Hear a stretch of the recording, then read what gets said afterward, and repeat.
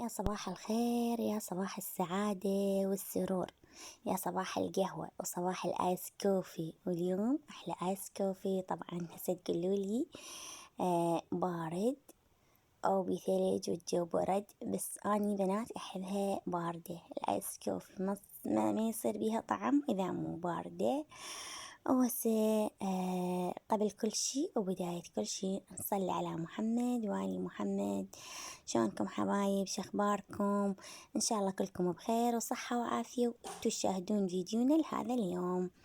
بنات تعذروني لأن صار فترة طويلة ما منزلت لكم فيديو جديد.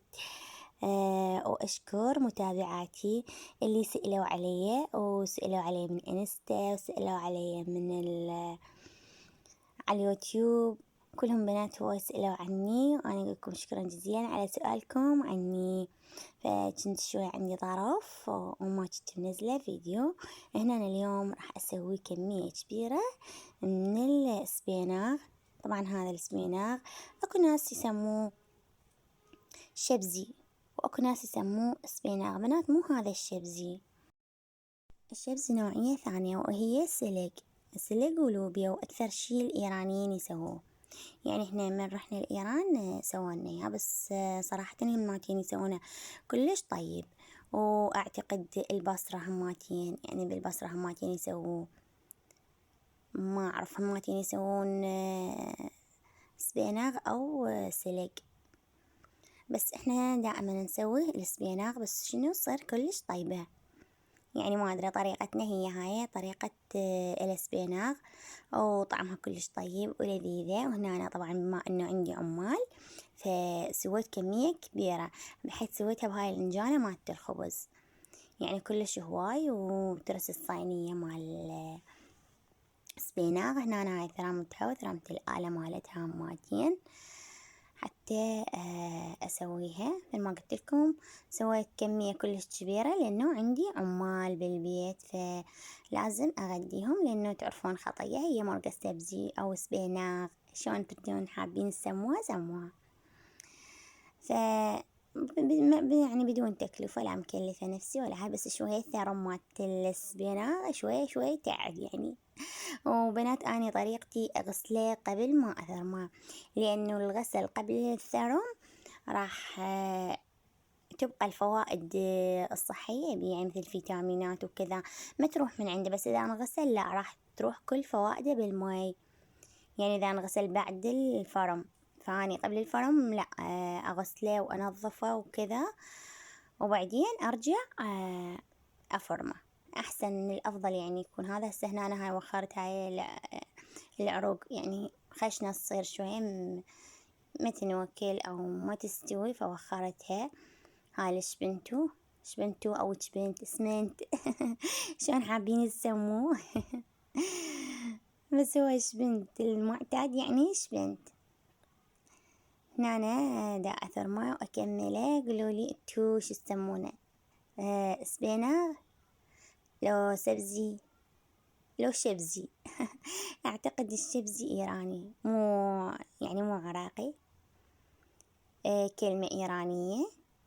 وإحنا بعد ما أدري إحنا متعودين نقول سبيناغ. وبهالأثناء خلصت فرم وخليتها على الطباخ. وطبعا كنت كلش مستعجلة وشون أخلص بسرعة، وعندي عمال ويردون قبل 12، يعني غداهم جاهز. بهالأثناء تذكرت عندي هذا الهندر بلند، فقلت خليه هيجي أفرمه. بنات هاي الطريقة يعني كلش حلوة، يعني تنقذك. هذا المنقذ أنقذني على السريع. هرستها بهذا الهندر بلند وصارت شهوش قد حلوة تخبل. شكلها كلش حلو وطعمها ماتين وصارت كلش ناعمة. انهرست هرس جيد. بهالأثناء ضفت المعجون وهماتين دا أحمسه ويا السبيناغ. ما دا تشوفون يعني حمسة زينة على مود شون تطلع النكهة مالت المعجون. وما خليت ولا قطرة مي، يعني ما ضفت ولا قطرة مي، فقط خليت زيت شوية أو خليت ملح. وعلى مود شي ذبت كل السوائل. هي بعد هي الخضار كليته سوائل وكذا، فما يحتاج أضيف له مي. يعني هو يطلع هذا السائل سواء المادة، فما يحتاج. هنا أنا عندي لحم طبعا وضفته إلى هماتين. أنا سالكته على جهة قبل فترة، يعني قبل نص ساعة تقريبا، وهماتين خليت شوية عدس، كان ما عندي لوبيا أخلي عليه، وإحنا دائما نحب نخلي عليه عدس شوية، ما نخلي لوبيا، يعني شي قليل، ما أخلي كلش هواية عدس. ينطي طعم كلش طيب. وشوفوا شلون صارت، وقوامها شلون صار، وثقل وكلش حلوة، وصار كان طعمها كلش طيب. طبعا بالإضافات خليت ملح وكذا، خليت نوم بصرة مطحون هماتين شوية، بس ما طلع عندي بالتصوير لأنه كنت مستعجلة كلش صراحة. إن أنا شوفوا شكلها وطعمها يجنن ولا أروع. أحلى مرقة السبيناغ، يعني كلش حلوة وكلش طيبة، وهي طبعا أكلة شتوية، وهذا بس بالشتا يعني يكون. وهنا أنا صبيت لهم، طبعا صبيت لهم صينية كبيرة، وهم كانوا 3 عمال. يعني عبالي 3 عمال وطلعوا 5 عمال، وبالتالي رجعت مرة ثانية طبخت تمن غير هذا التمن لأن كليته صبيته للعمال. صبيت لهم طبعا صينيتين، مو بس هاي الصينية، طبعا هاي الصينية صبيتها إلهم، وبعدين طلعوا 5 عمال مو 3. هنا أنا راح أخذكم جولة كلش حلوة، يعني جولة ولا أروع، كلش حلوة. هنا أنا رحت زيارة لكربلاء المقدسة، وندعيت لكم كلكم. اللي ما عندها ذرية ربي يرزقها بالذرية الصالحة، واللي ما عندها بيت ربي يرزقها ببيت الراحة يا ربي. أهم شي دعيت لكم بالصحة والعافية، والصحة تاج فوق رؤوس الأصحاء. أهم شي رب العالمين يستر علينا وينطينا الصحة والعافية، ويكملها علينا بصحتنا وعافيتنا. كل شي يجي، بس الصحة والعافية لا بنات. أهم شي واحد عنده صحة وعافية، رب العالمين ساتر عليه. هنا أنا مثل ما قلت لكم رحت الكربلاء المقدسة، وزرت ودخلت هذا المتحف، طبعا كلش حلو، أو اسمه يعني معرض الكتاب، يمكن أعتقد هيك اسمه، ما متأكدة يعني كلش.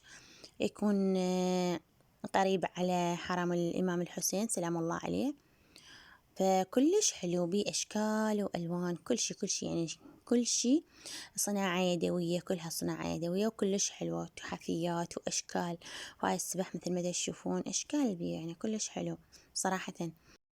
وأهم شي بنات هي راحة البال بهاي الحياة كلها، أهم شي راحة بالج، ماكو شي دون راحة البال بعد. مثل ما تقول بيبيتي الله يرحمها، تقول العمدة هي راحة البال. والحمد لله على كل حال. شوفوا لي هاي الشغلات الكيوت كيوت بنات، شغلات كلش حلوة وتجنن. بيه هواي شغلات حلوة كلش حلوة ولطيفة، مثل هاي الشموع. شوفوا بنات، هاي الشموع كليتها صناعة يدوية، وكلها يعني أنتيكة تحفة، مثل ما يقولون إخواننا المصريين. هاي سبح وشغلات وميداليات، هاي جنط حياكة وجزادين، وهاي الأكواب هماتين كلش حلوة محفورة عليها أسماء، وأي اسم تحبون تكتبوه عادي انتوا بس تقولوا لهم هم راح يكتبوا. بس شنو ياخذ وقت يعني يتأخر. هنا أنا معرض رسم، وكانت بنتي تعشق الرسم، يعني كلش تحب الرسم، فأخذتني هنا. أنا قالت ماما خليها أشوفها، وهي هماتين بدورها يعني كلش رسامة كلش حلوة وماهرة، يعني ماهرة بالرسم، تبدع إذا رسمت. رسماتها هماتين كلش حلوة، وهاي شغلات كلش حلوة أشكال ألوان بي. طبعا أنا حبيت أصوره وأجيبكم لهذا المكان التحفة الأنتيكة، مثل ما قلت لكم شغلات كلش حلوة وراقية، طبعا بدون إعلان، وأصلا أنا ما أعرف شو اسم المكان، بس هو كلش حلو. هنا أنا هاي مال برادات هماتين كلها حياكة، ومات كلينكس، وهاي الشغلات كلها يعني صناعة يدوية، وأسعارهم هماتين مناسبة، يعني مو كلش غالية. شغلات بيه كلش حلوة يعني وراقية، يعني كلش عجبني هذا المكان. خلي بين الحرمين. وهاي هنا يبيعون أكل هماتين. أخذنا دولمة، طبعا كانت دولمتهم كلش طيبة تحفة. أحلى شي بيها اللذعة مال الحرارة مال فلفل حار. طبعا إحنا كلش نحب الأكل شوية لاذع وحار، يكون طعمه جدا طيب. هنا هاي الأكواب هماتين محفور عليها أشكال ألوان الأسماء، يعني كل من حسب اسمه. هنا أنا بنات هاي الجنط كلش عجبتني، وهاي الجنطة اللي شفتوها بالمشتريات، تتذكرونها بالفيديو السابق اللي بالمشتريات؟ هاي أخذتها من نانا من كربلاء، وكانت كلش حلوة ونازكة وعجبتني، كلش عجبتني. يعني من بين هاي الجنط كلها هاي اللي عجبتني. هنا أنا راح أخذكم جولة ببيتي حسب طلب البنات اللي قالوا لي وين وصلتي ببناء بيتك. حبيت أقولهم شوفوني أنا هنا أنا بعدني بهذا المكان، لأنه الحالة المادية طبعا مو هالقد، فبعدنا لحد الآن بهذا المكان. مثل ما تشوفون هاي الصالة، وبعدنا كل شي ما مكملين، وهاي الأغراض مال العمال. وهاي هنا يطلع باب البلكونة، وهذا شباك الصالة، وبعدهم كليتهم مكاملين. يعني هذا الدرج يصعد لفوق، وهاي ساقفينها طبعا على مود ما ينزل علينا تراب، ومع ذلك هو ينزل علينا تراب واسمنت، وما شاء الله الحمد لله والشكر. ان شاء الله يتممها علينا ونخلص بسلامة. ولهنا بنات استودعكم الله، اقول لكم مع الف الف سلامة. خلص الفيديو، خلوا لي لايك واشتراك وكونوا جزء من عائلتي.